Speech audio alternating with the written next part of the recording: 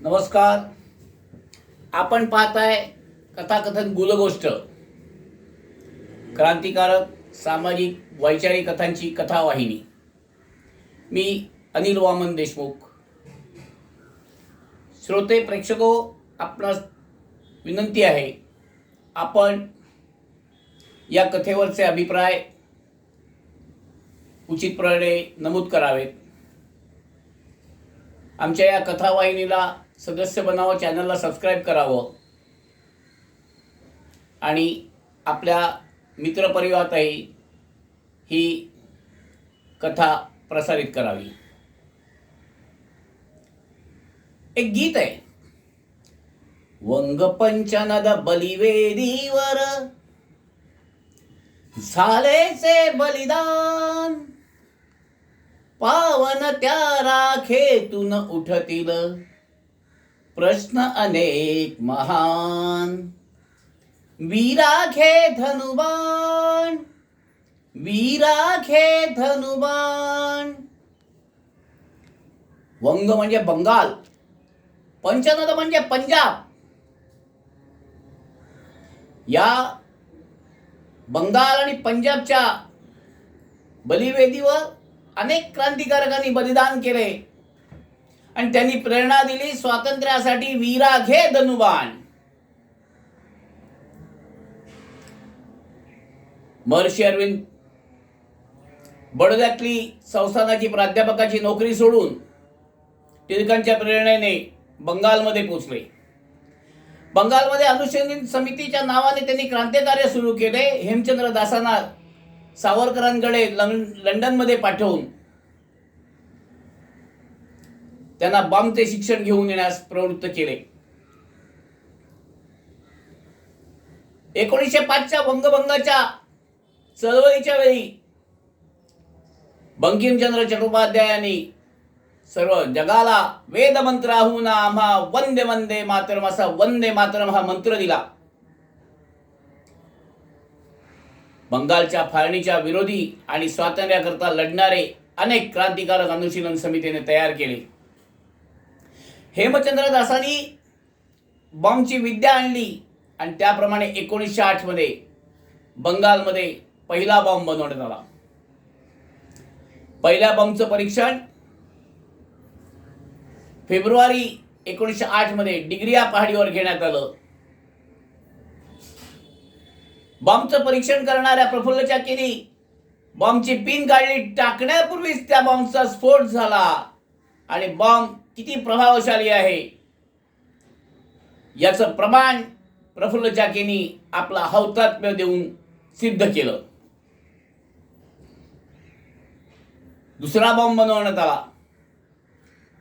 या बॉम्बचं परीक्षण निर्जन स्थळी करणं म्हणजे आपला प्रयत्न व्यर्थ घालवणं आहे.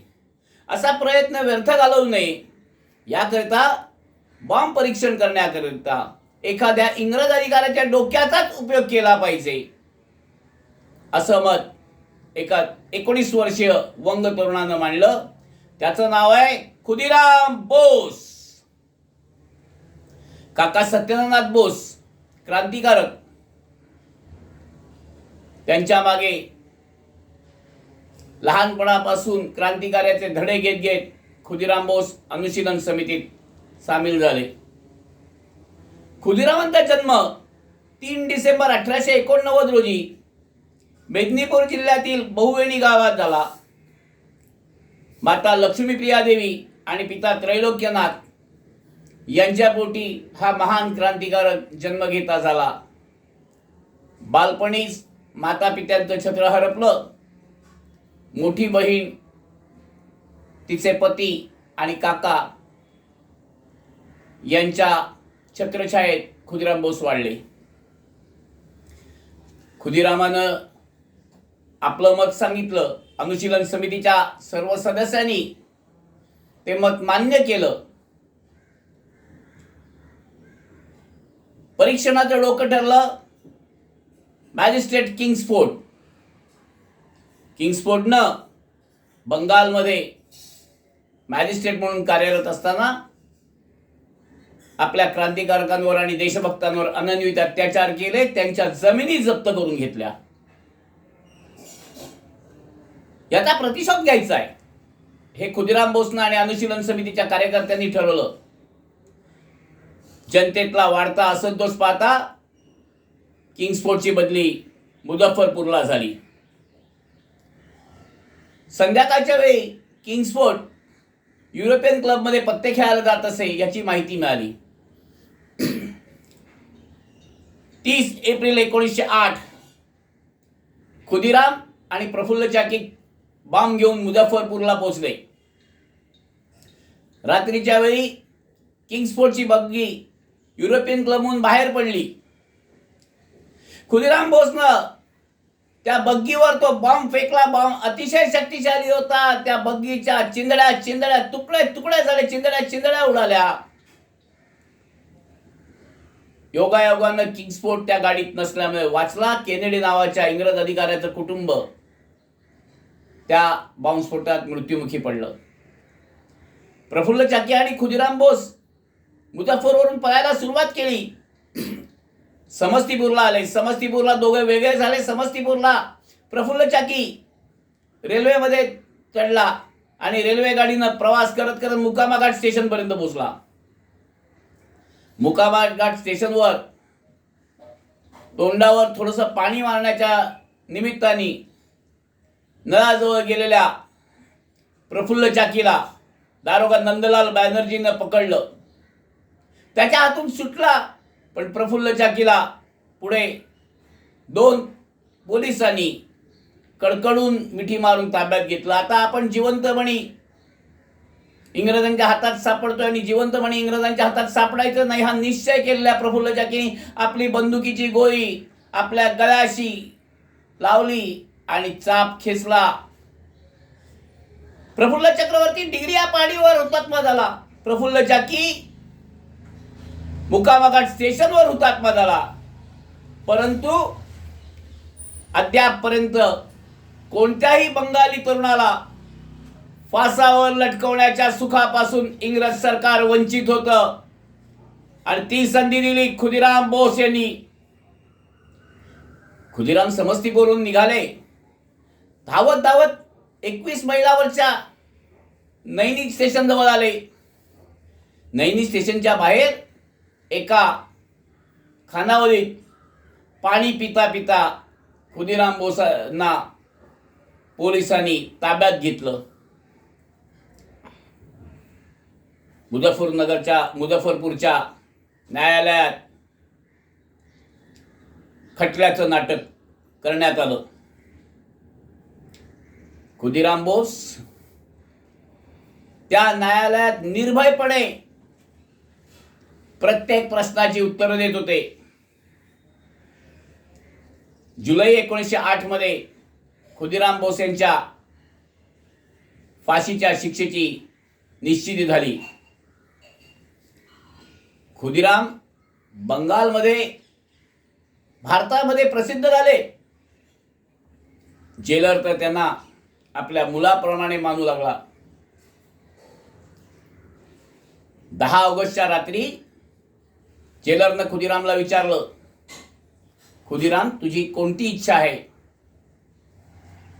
खुदिरामनं सांगितलं आंबे खावेत. त्याने आंबे आणून दिले. पहाटे जेलर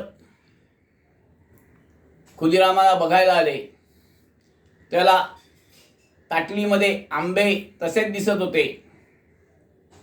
कदाचित फाशीवर जाण्याच्या मृत्यूच्या भयाने खुदिरामनं आंबे खाल्ले नसतील असा जेलरचा समज झाला. जेलरने विचारलं अरे खाल्ले नाहीत? कोणाला तपासून पहा. जेलरनं आंब्याचे ताट हातात घेऊन पाहिलं तर आंबे रिकामे, पण ते हवेनी भरून खुदिरामनं तिथे ठेवले. म्हणे चांगले होते आंबे. भगवद्गीता घेऊन खुदिराम बोस हे वधस्तंभाकडे चालायला लागले. त्यांच्या वकिलांनी वर्णन केलंय. खुदिराम बोस वधस्तंभाकडे निघाले त्यावेळेस ते धीरोदात्तपणे कोणत्याही पराक्रम करण्यासाठी जात आहे अशा पद्धतीनं पावलं टाकत स्मित हास्य करत त्या वधस्तंभाकडे निघाले. आणि मग त्यावेळेची मॅजिस्ट्रेट, डॉक्टर, जेलर यांची स्थिती अशी होती की कदाचित जेलर, मॅजिस्ट्रेट, डॉक्टर इत्यादी मंडळींना फासावर देण्याकरता खुदिराम निघाले आहेत आणि हे सगळेजण फासावर जात असल्यामुळे अस्वस्थ आहेत. खुदिराम बोस 11 ऑगस्ट 1908 ला हौतात्म्य प्राप्त झाले. हसत हसत फासावर गेले. आजही बंगालच्या गल्ली गल्लीमध्ये, बंगाली माणसाच्या मनामध्ये, भारतीयांच्या मनामध्ये त्यांच्या मृत्यूनंतर एका कवीनं केलेलं गीत कायम रुंजी घालतोय. ते गीत आहे, खुदिरामला आई विचारते, गोकाक के तो जाते? अरे मुला, तू चाललास कुठे? आणि खुदिराम आईला सांगतायत, माँ एक बार विदाई दे माँ घुरे आशी, एक बार विदाई दे माँ घुरे आशी, हाशी हाशी पोरबो फाशी देखबे जगतबासी, हाशी हाशी पोरबो फाशी देखबे जगतबासी. हे आई, मला एकदा तू निरोप दे. आई, मला एकदा तू निरोप दे. अगं मी हसत हसत फासावर जाईन, सगळे भारतवासी, जगतवासी पाहतील. आई, तू काळजी करू नकोस. या भारताच्या स्वातंत्र्याच्या लढ्याकरता मी पुन्हा पुन्हा जन्म घेईन. आई, काळजी करू नकोस. 10 दिवसांनी माझा जन्म मावशीच्या घरी होईल. आणि तुला त्या बाळाची ओळख खुदिराम म्हणून पटायची असेल तर बघ, त्या बाळाच्या गळ्याशी फासाच्या दोराची खूण दिसेल. बा, एक बार विदाई दे माँ घुरे आशी, चिंते जदी ना परिश्मा देखबे गलाय फाशी, एक बार विदाई दे माँ घुरे आशी. अशा या श्रेष्ठ थोर क्रांतिकारक खुदिराम बोस यांना विनम्र अभिवादन. स्वातंत्र्य लक्ष्मी की जय. वंदे मातरम.